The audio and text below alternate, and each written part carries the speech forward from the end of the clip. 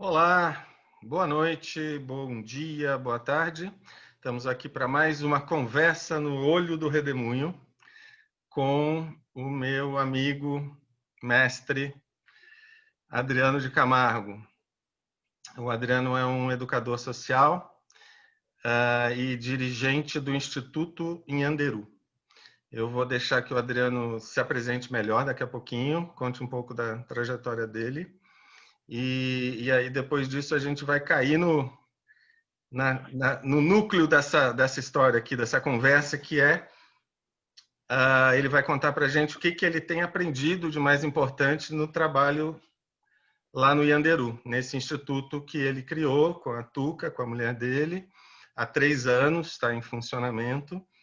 E nesse instituto, uma das coisas que eles fazem, não é só isso, mas a ideia está no centro da ideia. O Adriano me corrija, por favor, se eu falar alguma impropriedade, mas até onde eu entendo, né, o Ianderu tem como mote ali, um dos motes centrais, um dos objetivos centrais, dar acesso às medicinas da floresta, ayahuasca, rapé, sananga, para pessoas que teriam dificuldade de ter esse acesso, né, se não tivesse uma instituição que as recebesse, inclusive, né, dentro, elas pagando ou não da forma que podem pagar, né, fazendo trocas que sejam viáveis para elas, porque é um instituto que se mantém, sobretudo, pelos seus associados, que pagam, né, uma taxa mensal, que ajudam o instituto comprando na lojinha, participando de rituais. Então, o Ianderu tem esse objetivo de levar as medicinas da floresta para as pessoas que talvez, né, a gente sabe que essa coisa de mais precisa é sempre um pouco relativo, mas que estão numa situação de vida que, né, um auxílio é muito bem-vindo. Então, tem pessoas em situação de rua, dependentes químicos, egressos do sistema prisional que estão ainda em processo de adaptação, né, e várias outras pessoas. Mas o Adriano vai contar isso melhor daqui a pouquinho. Então, antes de passar a palavra para ele, eu vou dar aqueles recadinhos do canal do Redemoinho. Você que está assistindo e está achando legal a conversa, que gosta do canal, peço, por favor, que dê like, compartilhe, se inscreva no canal, que ajuda bastante, tá bom? Então é isso. Adriano, meu compadre, meu amigo, meu mestre. Fala, Eu já Pradel. abro aqui, deixa eu só fazer um disclosure, como se diz em inglês, já falar que eu não sou exatamente aqui um conversador neutro, porque eu sou associado ao Ianderu, admirador, associado e amigo, e irmão. Então, então não sou exatamente um entrevistador neutro, sou um entusiasta do projeto Ianderu. Mas vamos lá. Adriano, conta um pouco aí de você para quem está nos assistindo. Vamos lá. Boa noite, bom dia ou boa tarde a todos vocês. Meu nome é Adriano de Camargo, né? Eu sou educador social. Já trabalho aí com pessoas em vulnerabilidade social desde 1998, quando eu comecei o meu tratamento, né? Tenho uma trajetória na rua. Estive em situação de rua por alguns anos, fui preso durante alguns anos e participei de diversos tratamentos por conta do meu uso abusivo ou dependência de crack, né? Tentei diversos tratamentos, como religioso, medicamentoso, psiquiátrico, hospitalar. E na rua, eu me deparei com uma metodologia de trabalho com tratamento que se chama redução de danos. E através da redução de danos, eu fui conhecer um pouco mais sobre mim, um pouco mais sobre os motivos que me levaram e me levavam a estar abusando de droga, até que um orientador, ou educador social também, me fez entender um pouco mais sobre mim e me indicou um psicanalista, uma psicanalista, né? Que aí começou de verdade um tratamento, olhando para as coisas mais profundas, sabe? Até eu chegar nas plantas de poder, na ayahuasca propriamente dita, né? Que foi a primeira vez que eu tomei ayahuasca, eu já estava casado já, foi com o Bruno Ramos, que é um baita de um pesquisador, amigo nosso aí, amigo do canal. E depois que eu tomei a ayahuasca, eu percebi que eu poderia trabalhar com mais propriedade com aqueles que também sofriam como eu, né? Eu desenvolvi um projeto de trabalho com população em situação de rua, chamado Inclusão Inclusão Esporte, né? Que eu usava a estratégia do esporte para poder atrair as pessoas para, assim, ver o que elas estavam precisando, de que forma que eu poderia ajudar. Eu escrevi um livro chamado Pedagogia do Comprometimento, que é uma metodologia de cuidado com esse público. E trabalhando com eles, eu fui conhecendo mais sobre mim, né? Eu fui conhecendo mais sobre eles e que não poderia, dentre inúmeras lições que eu aprendo até hoje, fazer com que a minha trajetória fosse somente a minha trajetória fosse uma ferramenta de cuidado. Porque existem inúmeras histórias, inúmeras pessoas, de inúmeros jeitos, perspectivas, referenciais. E eu coloquei a ayahuasca, que eu fazia uso, como uma ferramenta de trabalho e a redução de danos como uma postura profissional, sabe? E faz 3 anos que a gente está aqui no Instituto Yanderu, 3 anos atendendo as pessoas com vulnerabilidade social, é aí que apareceu também outra demanda, né? Quando você fala, e você falou com muita propriedade, você fala, levar as medicinas para quem mais precisa, a população em situação de rua é uma dessas pessoas que mais precisa.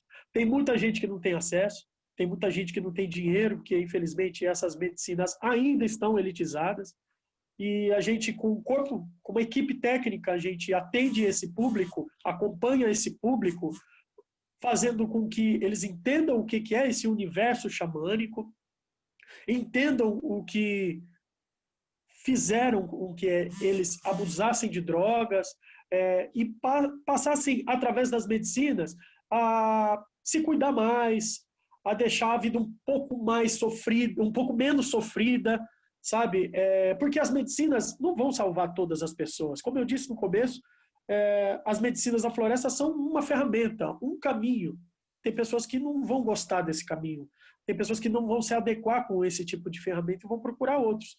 E o Instituto está aí, no centro de São Paulo, podendo atender esse público com muito apoio de vocês aí, associados, o Flávio é um deles, e com muita força. A gente também pesquisa, a gente vai visitar os povos nativos, né, que são os guardiões dessa medicina, para poder aprender mais com eles, para poder ter ali uma estrutura, que a gente diz assim, um amparo dos guardiões dessa medicina para poder saber cuidar melhor.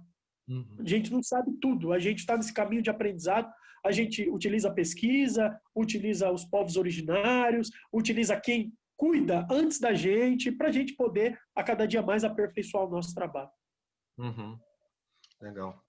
Então, Adriano, eu acho que tem muita gente, como eu, por exemplo, né? Logo que eu comecei a minha relação com a ayahuasca, que foi também há 3 anos, né? O Yanderu estava abrindo e eu estava começando a minha relação com a ayahuasca. E rapidamente eu conheci você por uma sorte. Eu fui no lançamento de um livro daquele Johan ou Jonathan, não lembro exatamente.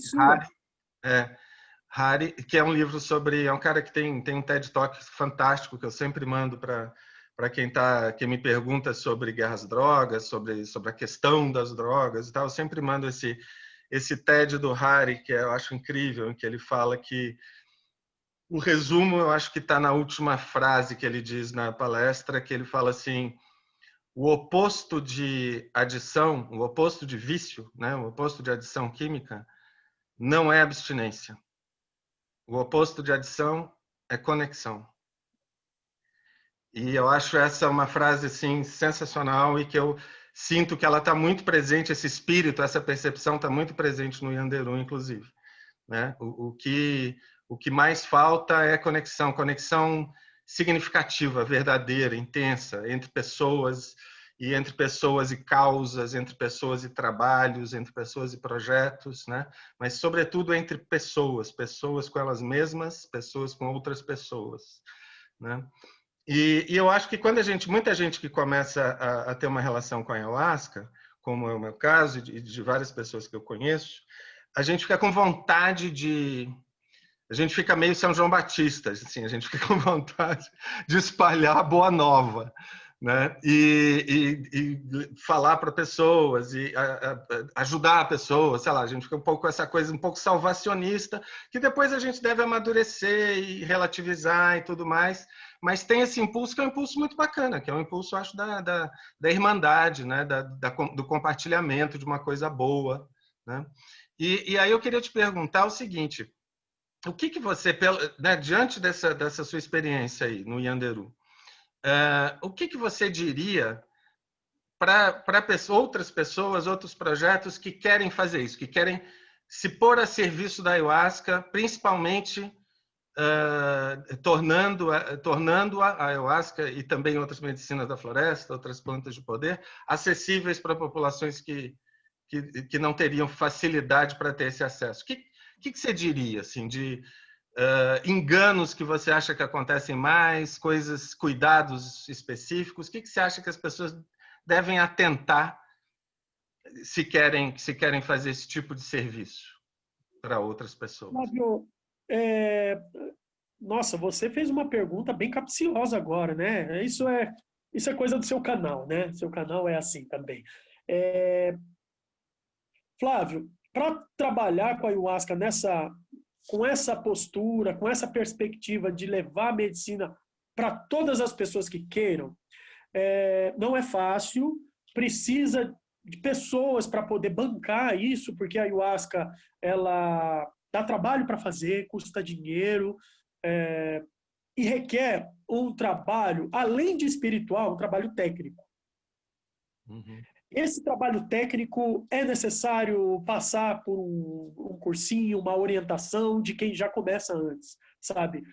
Existem muitas pessoas, muitos técnicos, chais, xamãs que trabalham com o pé no chão. Existem outros que trabalham viajando na maionese, achando que a ayahuasca só resolve todos os problemas. E eu e você, nós sabemos que não é assim. Por exemplo, para poder trabalhar com população em situação de rua, você precisa ter um mínimo de conhecimento da rede. Precisa ter um mínimo de conhecimento de comorbidades psiquiátricas, o mínimo de conhecimento de saúde pública, de questões sociais que envolvem isso. Né? No entanto, que a gente tem aí um tripé metodológico que a gente adotou, que fala a respeito da espiritualidade, seja ela qual for, aceitar. E, inclusive, a espiritualidade não é só por conta da ayahuasca. A ayahuasca, sim, ela tem que estar dentro do contexto religioso, senão ela não pode ser trabalhada, isso segundo o CONAD. Mas a espiritualidade, segundo algumas pesquisas, inclusive a Zila van der Merk, se eu não me engano, ela pesquisou numa tese dela que a espiritualidade ela gera um fator de proteção para as pessoas em tratamento de uso abusivo ou dependência de drogas.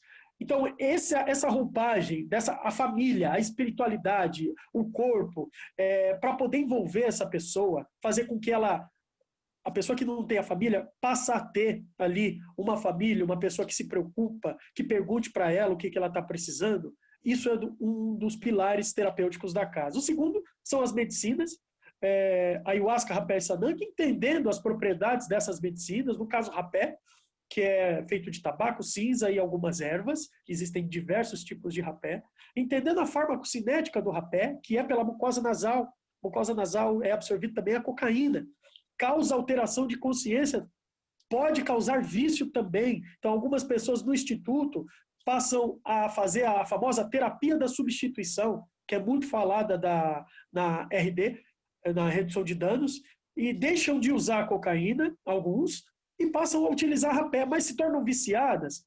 A redução de danos é isso, uma droga danosa, uma substância que te causa dano, prejuízo por uma menos danosa. Só que essa dentro de um contexto religioso, dentro de um contexto de cuidado.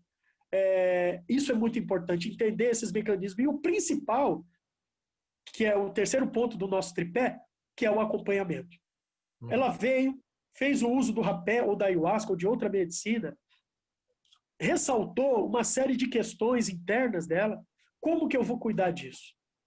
Se a pessoa ela não tem pai, se ela não tem mãe, se ela brigou com o pai, se ela brigou com a mãe, é possível dar um telefonema, é possível dar uma roupa, porque ele não pode não ter roupa, pode não ter um tênis. É possível articular com a rede para ver se ele pode ir para um centro de acolhimento e, através desse centro de acolhimento, ser referência para o Instituto, para ele poder vir todas as reuniões e o Instituto entender que é uma igreja, ali é um lugar de cuidado, um lugar que ele escolheu para cuidado dele.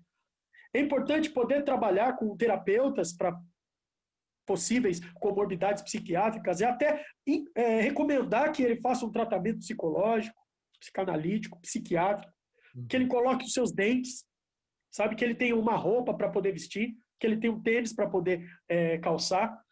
Esse trabalho de acompanhamento, eu acredito que é o trabalho fundamental do Instituto, sabe? É um trabalho social, de poder se preocupar no pós-ayahuasca.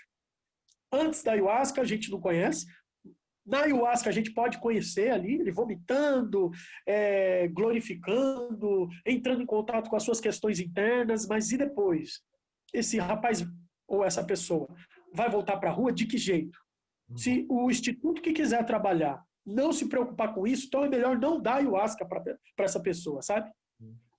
Esse é um dos desafios que eu vejo hoje, que muitas pessoas querem curar, tem boas intenções, Flávio, mas não sabe como. Sim. Acontece, Adriano, acontece de pessoas chegarem aí num estado de intoxicação e de uso abusivo muito intenso, que precisa primeiro passar por algum nível de desintoxicação para poder consagrar ayahuasca, por exemplo? Isso acontece ou as pessoas tendem a chegar aí já numa situação um pouco mais controlada? Quando você abre a porta, inclusive eu recebi um puxão de orelha, você abre uma casa de cura, você vai ter doentes. Sim. Parece mais que óbvio, né? Você vai ter doentes, pessoas de todos os níveis de problemas aí. Existem pessoas que vêm assim, a gente não pode oferecer ayahuasca para uma pessoa que está com algum distúrbio ou está alcoolizada, não dá. Por isso que primeiro ela vem para um acolhimento, para a gente a ouvir.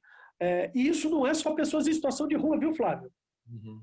Pessoas que sabem que a nossa casa serve a medicina da floresta, a ayahuasca, a peça, nang, enfim, vêm de qualquer jeito e de inúmeras classes sociais, sabe? Não é só pessoas em situação de rua. E que a gente tem que falar, não, você não tem perfil. Está tomando remédio controlado, está abusando de droga todo dia, está desorientado, então ela passa por um acolhimento, uma escuta, a gente faz uma espécie de anamnese informal, porque ali não é o ritual, para poder sentir essa pessoa, ver com ela, o que ela realmente quer. Às vezes ela está desesperada, às vezes ela precisa esperar um pouco, sabe? Esperar um pouco para ver qual é o momento de poder servir a medicina. Como eu disse, a ayahuasca, ela entrou na nossa vida, na vida minha e da minha esposa, como uma ferramenta das inúmeras que nós temos. Ela não é o suprassumo que vai salvar o mundo. Ela é uma ferramenta. Existem outras aqui no Instituto, como constelação familiar, trabalho com psicanálise, acupuntura. Existe um profissional que encaminha para as pessoas para assistência social, é o Michel, que trabalha lá como orientador numa casa de acolhida aqui perto, que pode ajudar a pessoa que vem nesse primeiro momento, para que depois, quem sabe, ela possa ser trabalhada para que ela frequente um ritual com essas medicinas. É com muita responsabilidade que a gente faz isso, sabe? Por conta de muitos erros que outras pessoas cometeram. Dando ayahuasca para as pessoas sem perguntar se a pessoa, ou pelo menos fazer uma anamnese, ela tem condições de tomar uma medicina ancestral, que é uma substância psicoativa, com responsabilidade, sabe? Sim. Bom, deixa eu falar até, agora eu estava lembrando que, né, a gente começou a conversar e não deu algumas informações básicas que é importante para quem está assistindo e não conhece o Yanderu, não conhece o Adriano.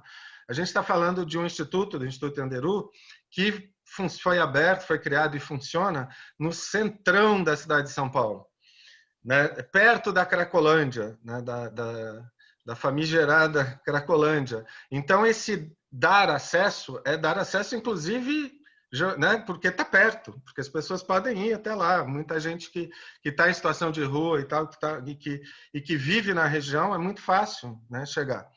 E essa foi, inclusive, para mim, né, que, como acontece muito, é muito frequente com pessoas de classe média que conhecem a ayahuasca por meio de algum grupo neo-xamânico, que tem muito esse perfil também de classe média e tal, e muitas vezes em algum sítio, algum lugar com natureza, algum lugar bonito, meio fora da cidade. Isso comigo foi assim também, que eu comecei. E então eu ao mesmo tempo, quando eu conheci o Adriano, eu achei incrível, porque eu já estava muito no começo da minha relação com a ayahuasca, mas já estava com essa coisa de querer, né, ter que a minha relação tivesse uma dimensão social mais ampla, mas ao mesmo tempo eu fiquei meio temeroso. Tipo, caramba, essa medicina tão poderosa, eu vou tomar essa medicina tão poderosa numa sala comercial no centrão dessa cidade aqui, né? Vixe, Maria. E Pois aí é, eu, Flávio.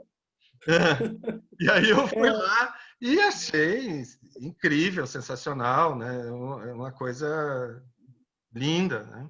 E o que mostra como todas essas questões têm o seu valor e tal, mas como tudo pode ser relativizado se a gente tem a essência certa, né? Se a gente tem o coração no lugar certo e o conhecimento, a seriedade, a devoção, tudo isso, né? E é, sim, desculpa. não, pode falar. É bem, é bem desafiador isso que você fala, porque o que existem mais são centro ayahuasqueiros ou casas xamânicas numa mata, né? É, numa fazenda, num sítio, onde tem aquela fogueira, as pessoas de branco tocando tambor, aquela coisa linda, né? É, e o desafio de Nhanderu era poder, não, eu quero levar isso para a cidade. Porque como que eu vou trazer os caras aqui? Nós começamos numa ideia de levar eles para uma chácara no começo, e não deu certo, porque tem a questão de transporte, sai muito caro e a gente não tinha tanto dinheiro assim, né? Ainda não tem, mas quem sabe um dia a gente pode ter. O desafio foi, vamos levar essa ideia para o centro, vamos tentar fazer uma casinha xamânica lá no centro. Então nós alugamos, você lembra, no andar de baixo, era 40 metros quadrados, vamos tentar fazer com que aqui seja ou pareça mais ou menos com essa ideia de um sítio. É muito desafiador, muito difícil, mas a gente começou a entender mais a respeito das propostas do xamanismo urbano, né, que é pegar os conceitos da mata, dos povos originários e poder trazer para a vida aqui cotidiana, nessa selva que a gente vive, nessa selva de pedra, que também tem os seus bichos, seus animais, seus monstros, como depressão, ansiedade, sabe? Tem lá é a sua selva de pedra, né? Então a gente queria trazer esses conceitos da mata, das medicinas, dos povos originários para dentro da cidade. Então por que não fazer no centro de São Paulo uma casa com essas características? No começo foi muito difícil. Uhum. Foi muito difícil. Agora que a gente está conseguindo apostar as nossas fichas, dizendo que não é isso mesmo que a gente quer. E está dando certo, Flávio. Uhum. E o que que mudou para você nesses 3 anos de Yanderu? Quais foram, o que você aprendeu de novo mesmo? Que era uma coisa que você não sabia antes e que o trabalho aí te mostrou. Que essa medicina não é para todos. Segundo, não são somente pessoas pobres que têm problemas com o uso abusivo de drogas. Não somente são pessoas pobres, negras, que têm problemas psiquiátricos e precisam de ajuda. É muita gente que precisa de ajuda, Flávio. É muita gente que não tem dinheiro.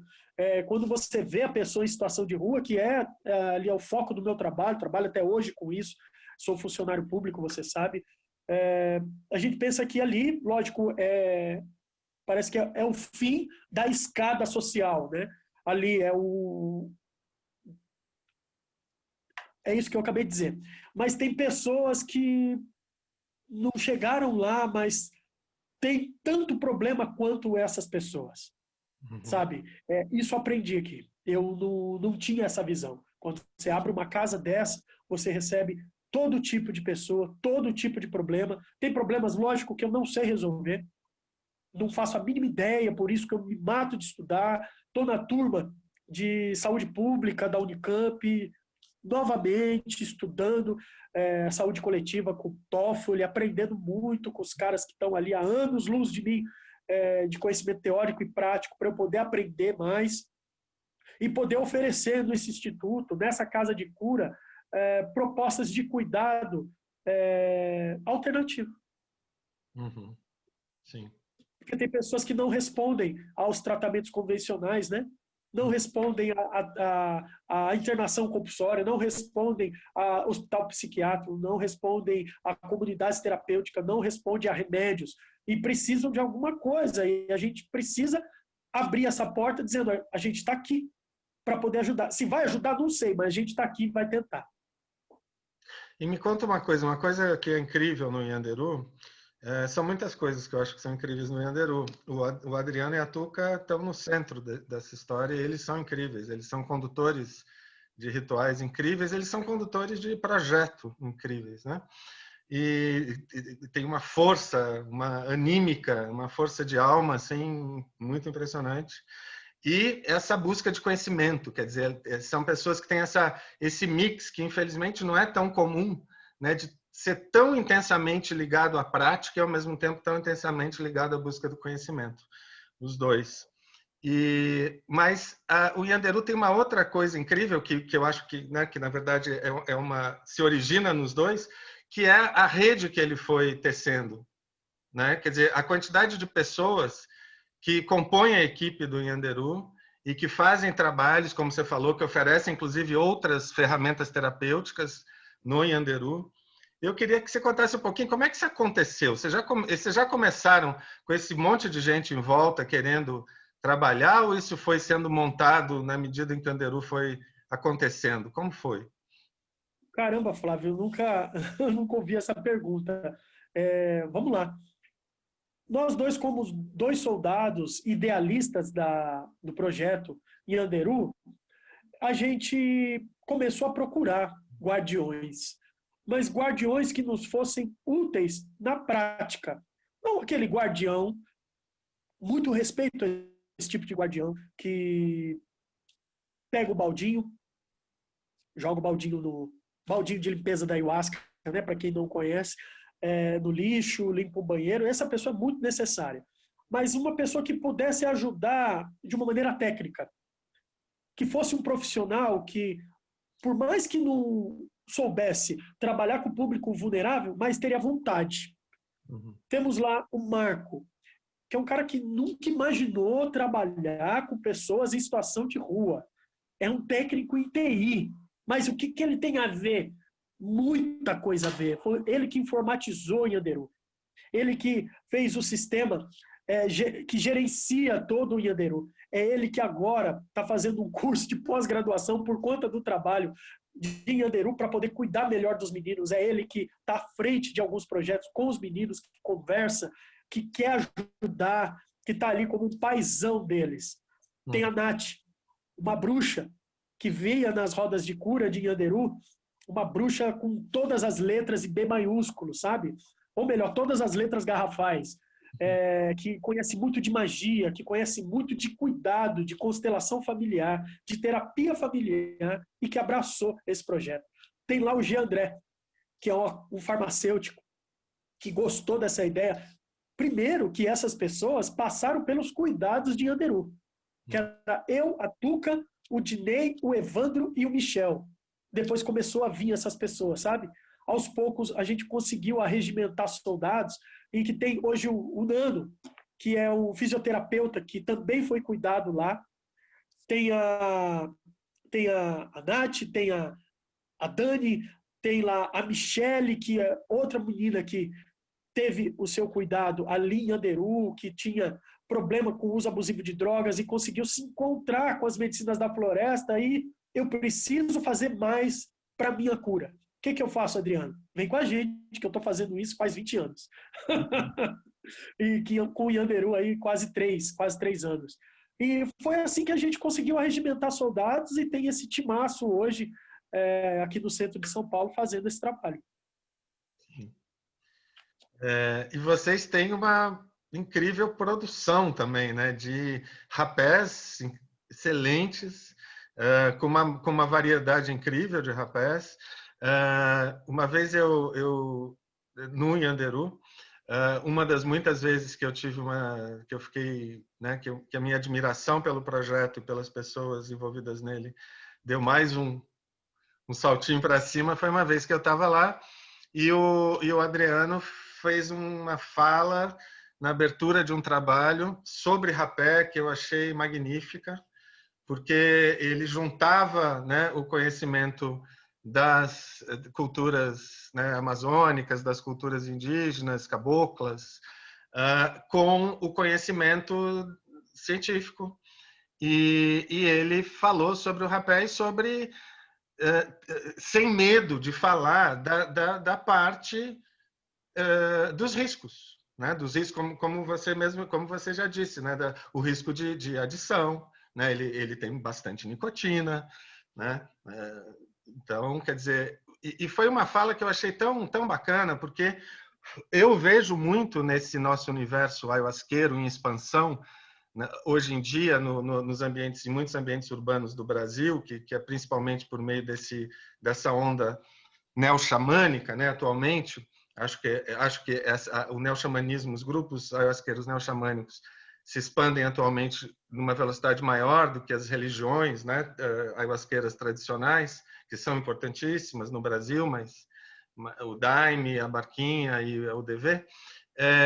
Mas eu acho que nesse meio, nesse universo, que tem coisas tão incríveis sendo compartilhadas nele, tão importantes, tão preciosas, não só as medicinas, mas os rituais, a escuta, as rodas de escuta, a cultura brasileira, indígena, cabocla, afro-brasileira, tudo isso é tão bonito nesse contexto, né?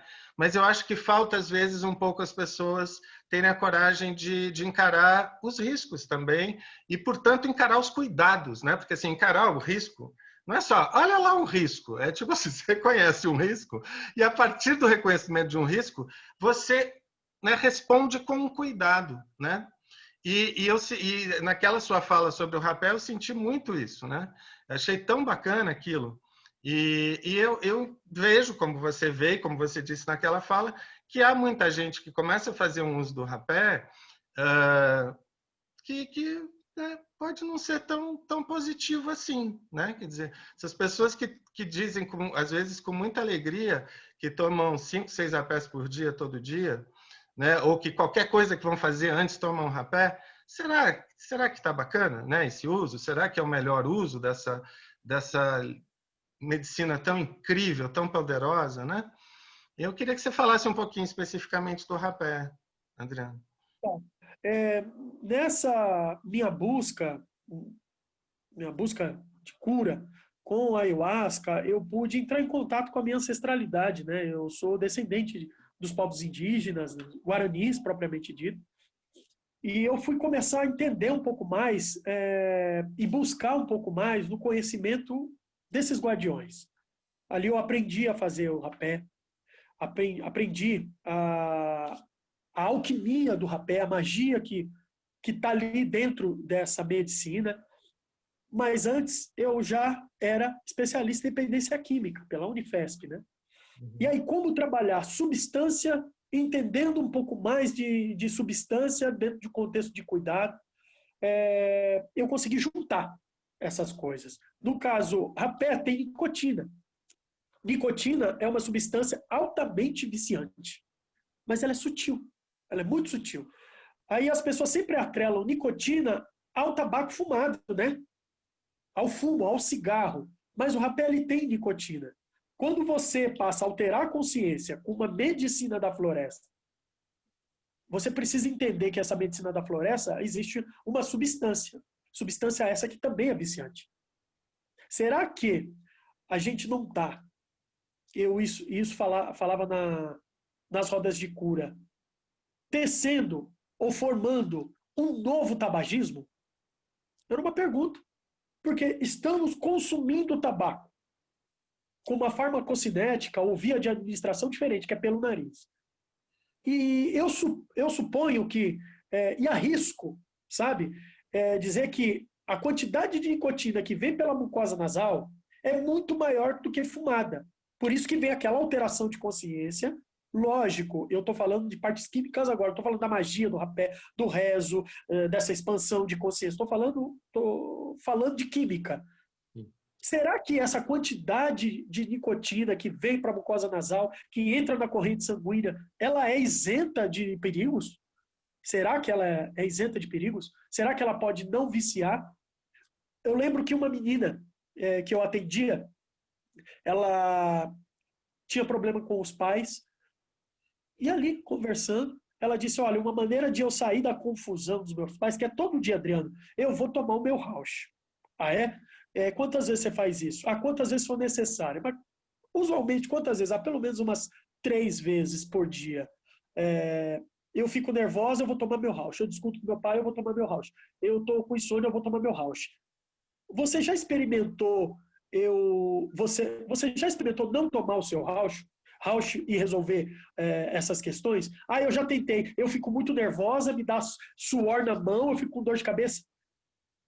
Eu não quis falar para ela, falei de um jeitinho bem delicado, que são sintomas de fissura.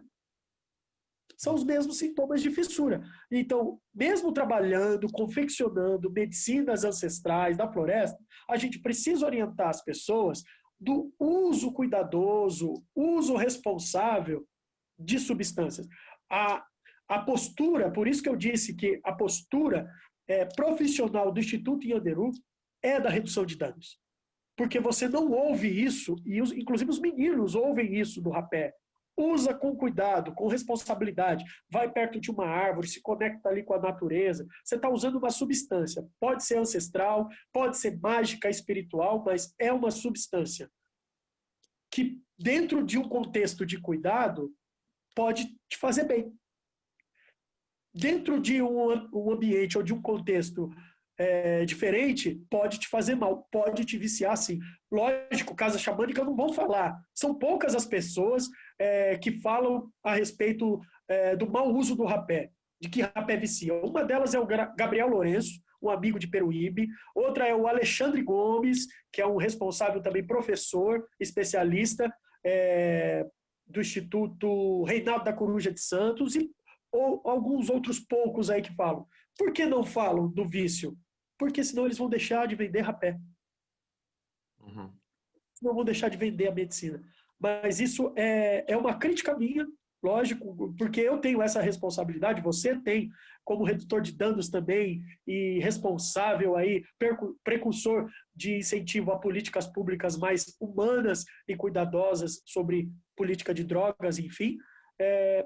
Eu sei que eu causo quando eu falo um negócio desse, que até a ayahuasca precisa de um cuidado para poder ser tomado, porque tem pessoas que utilizam a ayahuasca como uma espécie de muleta, vão tomar ayahuasca o resto da vida, e a gente propõe um caminho de autonomia aqui. Você pode usar a ayahuasca quando você quiser, mas que seja com cuidado, que seja com responsabilidade, tanto a ayahuasca rapé, como outras medicinas, cogumelos mágicos, com responsabilidade. Eu acho que fazendo isso a gente está fazendo um pouco diferente do que até mesmo os meninos que estão acostumados com os abusivos. O traficante da biqueira não vai falar para ele tomar cuidado, para ele usar um pouco menos, para ele se cuidar quando ele for comprar uma droga. Uhum. Aqui ele está utilizando uma substância, aqui está em outro contexto, mas ele está utilizando uma substância. Por que não a gente não dá informações precisas a respeito da substância que ele está usando? Por mais que seja dentro de um contexto religioso. Uhum. E, Adriano, você poderia contar uma história de alguém aí que foi atendido pelo Yanderu, que chegou numa situação difícil, claro que, né, respeitando, evidentemente, né, a privacidade das pessoas, você não vai ficar dizendo nome, a não ser que a pessoa já tenha te dado autorização para isso, mas contar resumidamente uma trajetória aí dentro do Yanderu de alguém que passou por aí que você vê como, pô, eu comecei esse instituto para isso. Olha só, né? Olha só esse caso. Você poderia contar Pelo menos um caso assim? Vou trocar o nome da pessoa, né? Eu acho que se eu encerrasse o funcionamento do Instituto agora, eu encerraria muito feliz. Só por conta de duas pessoas que eu vou falar agora, o nome é fictício, mas quem conhece vai saber. Um é o Ivan, que começou a consagrar as medicinas aqui na roda de rapé, foi na nossa primeira roda de rapé. Ele, vindo para as rodas de rapé, a gente conseguiu uma escuta qualificada, que os profissionais têm aqui, né? Eles são demais.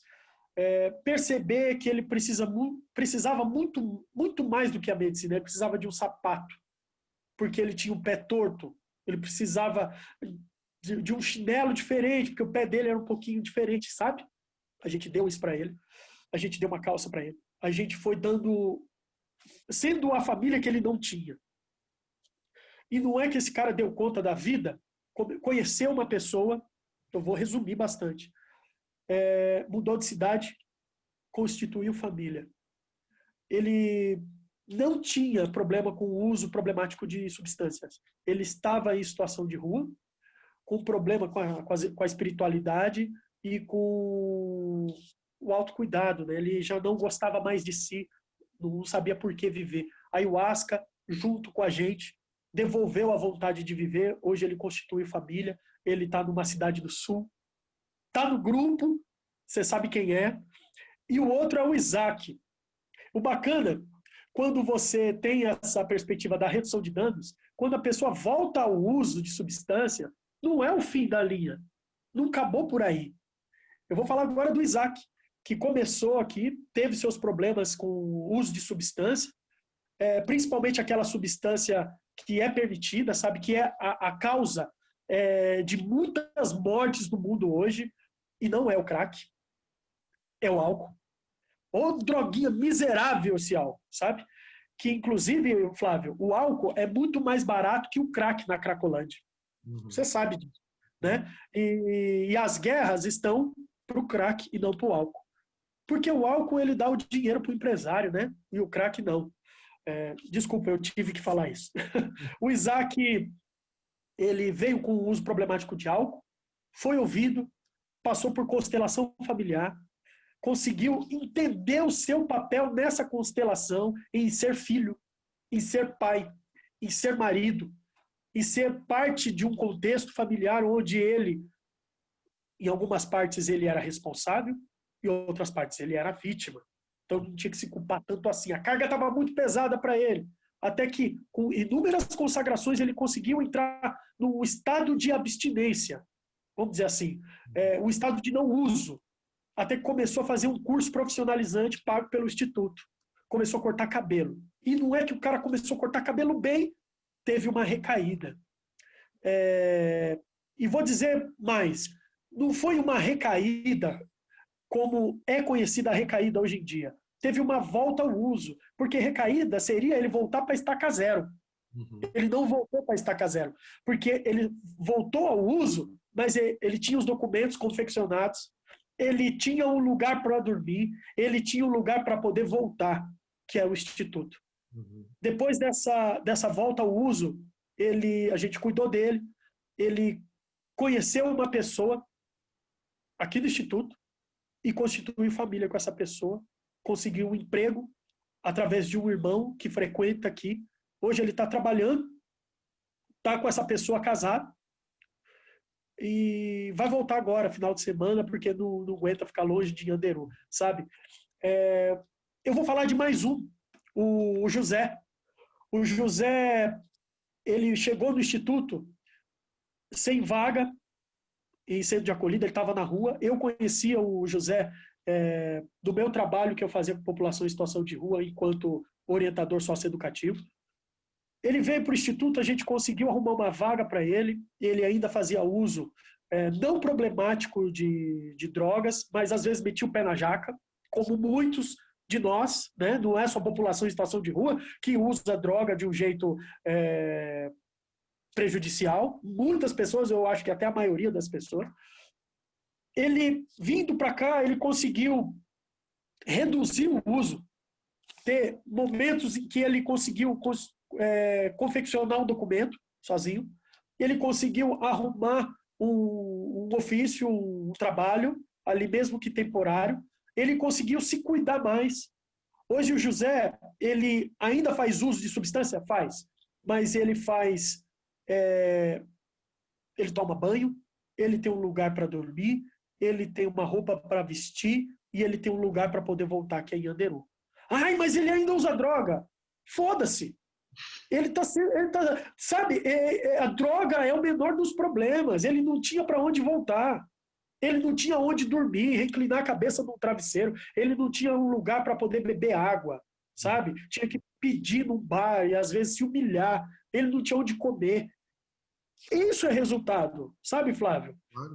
Isso não é fazer com que a pessoa ela venha vestir um cocar, uma pulseirinha xamânica do Acre e passa a falar arro.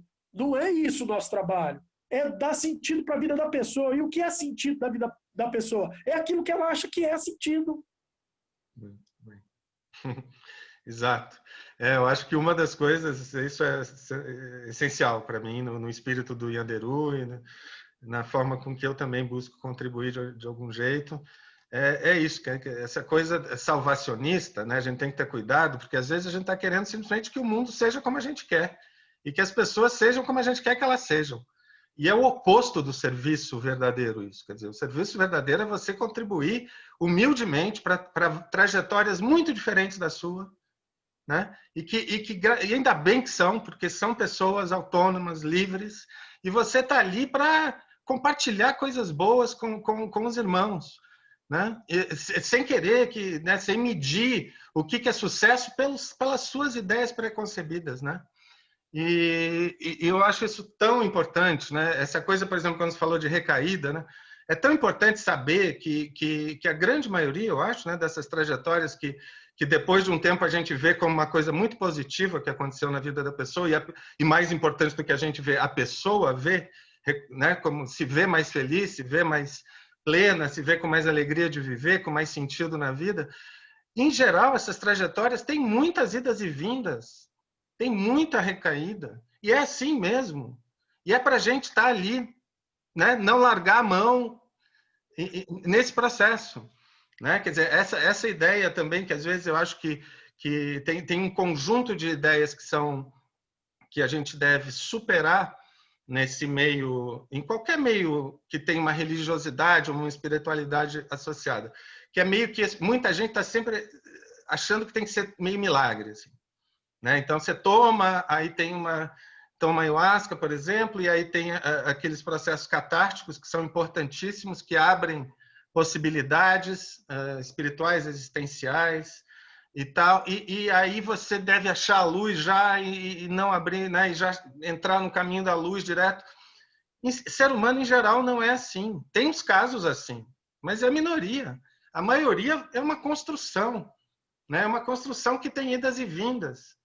Né? E a gente tem que estar disposto a isso na nossa própria vida e muito mais ainda em relação aos outros que a gente não controla, não domina e nem não sabe qual é a trajetória que a pessoa está aqui para fazer. A gente está, né, só compartilhando o que a gente tem de bom com ela, né?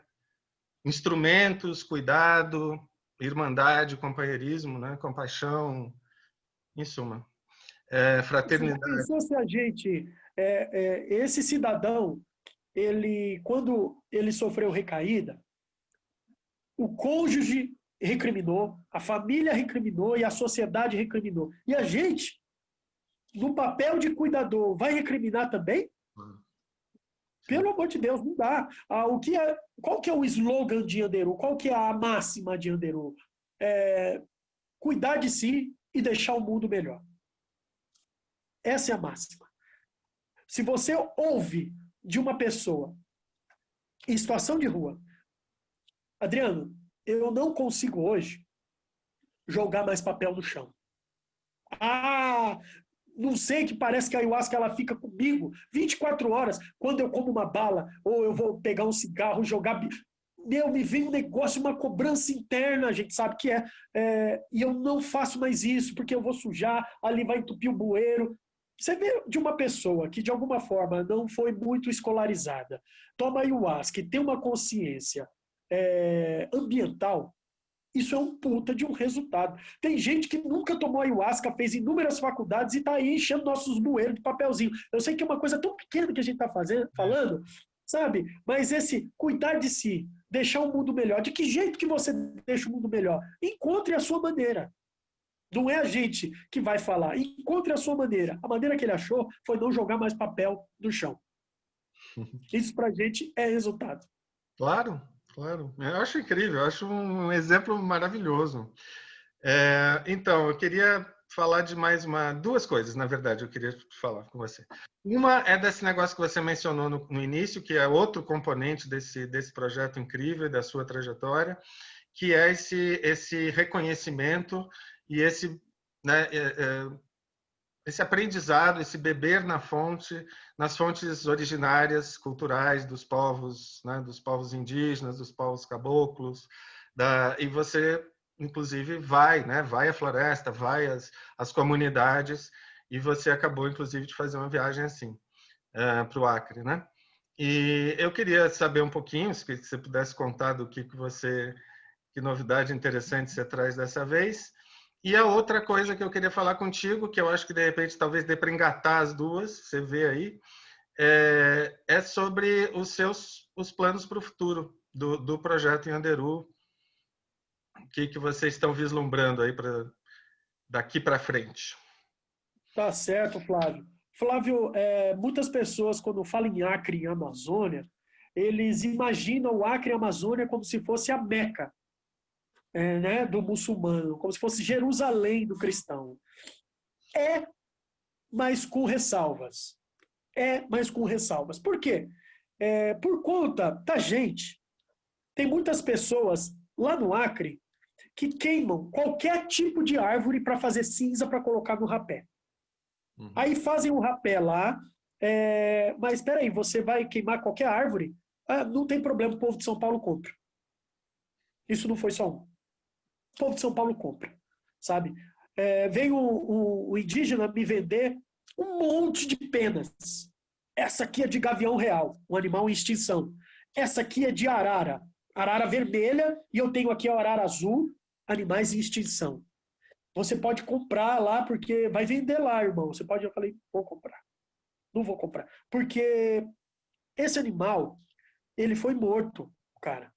Mas como você quer que eu tire a pena dele? Pois é, mas tem inúmeros animais, principalmente nessa tribo, que eu não vou citar o nome, que eles comem, que tem muito mais carne que esse bicho. Então, por conta dessa compra nossa de penas para fazer os nossos cocares e unhas que vai fazer os nossos curipe, ossos que vai fazer os nossos tipis, existe uma caça predatória no Acre para poder atender essa demanda, que é muita aqui. Como você disse que cresce esse ambiente, esse mundo xamânico aqui, e a compra dessas coisas de origem animal, desses apetrechos de origem animal, também cresce. E a procura também cresce. E uma vez que as pessoas de lá não têm uma fonte de renda fixa, elas vão matar o bicho para poder tirar a pena, não necessariamente para comer. Isso tem muito. Só viram porque eu fui algumas vezes lá. Adriano chegou, vamos levar coisa para ele levar. Minha esposa assustou. Adriano, que negócio é esse? Você não vai comprar isso não, né? Falei, não vou comprar. Dessa vez eu não vou comprar. Porque aí veio a minha consciência. Falei, nossa, gente, da terceira vez que esse cara veio trazer esse monte de coisa, eu tenho certeza que não é. É fruto de caça. Lógico, tem algumas penas que é fruto de caça. De animais que eles caçam, de aves que eles caçam no meio da mata, bicho que eles comem no meio da mata, e ali eles fazem tipo. E tem povo que é muito consciente com isso, Flávio. Mas tem outras pessoas que são, de alguma forma, vítimas da gente. Da gente. Eu não vou colocá-los como culpado, não, porque eu não vou fazer isso, não. Essa questão do rapé, quando eu fui no Mercadão, lá de uma cidade, eu perguntei, tinha um monte de cinzas, né? Porque cinza é um dos componentes do rapé. Eu perguntei para um índio que estava comigo e o outro chai, falei, nossa, mas R$ 20 o quilo e eu pago esse preço exorbitante de minha cinza lá com vocês. Pois é, essa cinza é cinza de padaria. Mas como assim cinza de padaria? Porque vende, o povo de São Paulo compra. Sabe? E outras pessoas que queimam indiscriminadamente a árvore inteira para poder fazer cinza, para poder ter o rapé da pessoa. Lógico, Flávio, tem pessoas que queimam com responsabilidade porque essa árvore ela vai servir de lenha para fazer ayahuasca e vão aproveitar essa cinza para poder fazer o rapé. Tem pessoas com consciência, muitas pessoas, mas outras que não têm tanta consciência assim não. Junto com isso, essa responsabilidade que a gente tem com as medicinas e com os guardiões dessa medicina, a gente tem um projeto que realizamos agora lá no Acre com o povo do Kikuí, o povo catuquina, que ao invés de levar cesta básica para eles, a gente quis que eles se reconectassem com a própria ancestralidade deles. Pescar, caçar, plantar. De que forma que a gente pode ajudar vocês nesse ponto? Povoando o nosso rio, respondeu o índio. Povoando o nosso rio, que infelizmente por conta do desmatamento, por conta de muitas pessoas virem pescar, a gente não tem mais peixe. Então a gente comprou lá, com a ajuda dos associados de Yanderu, 1.100 alevinos grandões assim, ó, de tambaqui, que fica enorme o peixe, não sei se consigo falar assim, porque é enorme. A gente comprou 1.100, inclusive tem um vídeo na nossa página. Agora tem um projeto que a gente vai realizar esse ano, de fazer uma horta para o povo Guarani, ali no Jaraguá, fazer uma horta para que eles plantem, para que eles colham, e fazer a manutenção ali, sabe, dessa horta.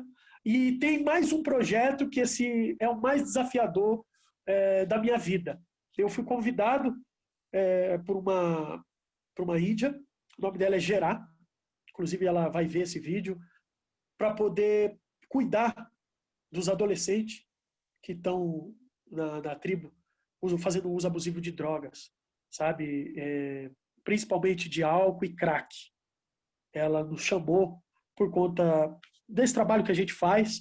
A gente... Guarani? A Guarani? Isso, Uhum. isso, Sim. isso. Eu fui lá e tive a honra de ser convidado para esse desafio.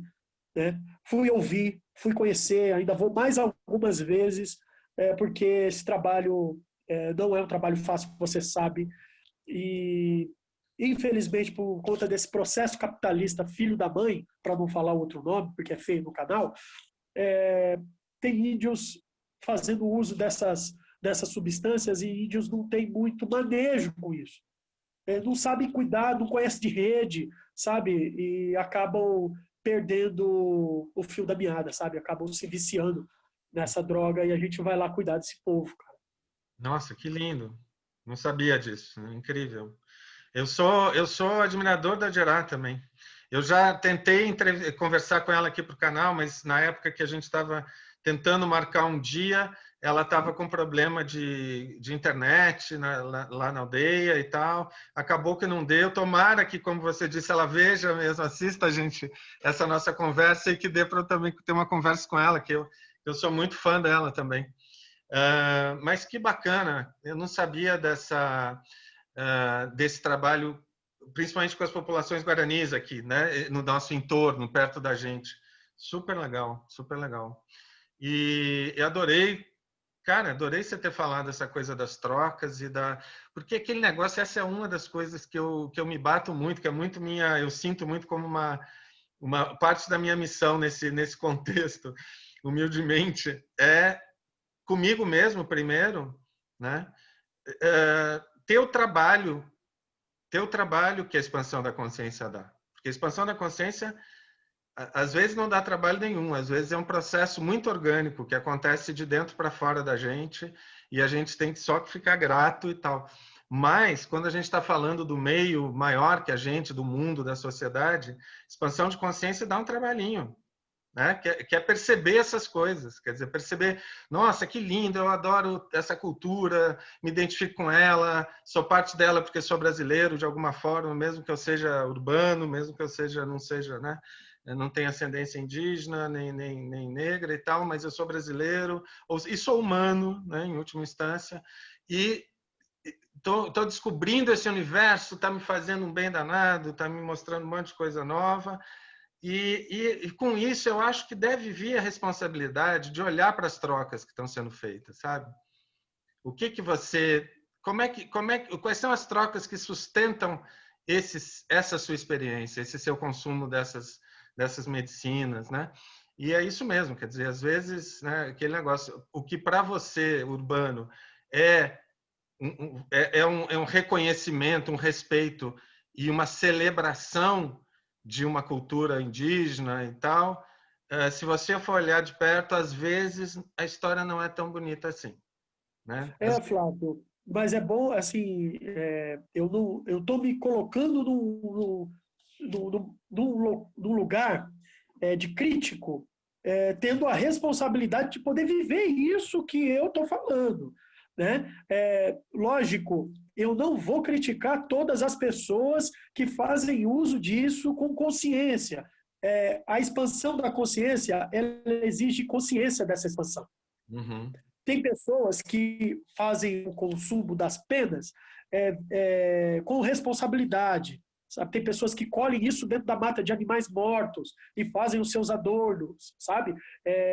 Do osso, do tipi, do animal que é usado como caça. Então, eu preciso repetir isso para que pessoas que fazem uso disso tenham a plena consciência de que isso não está sendo fruto de um mercado predatório.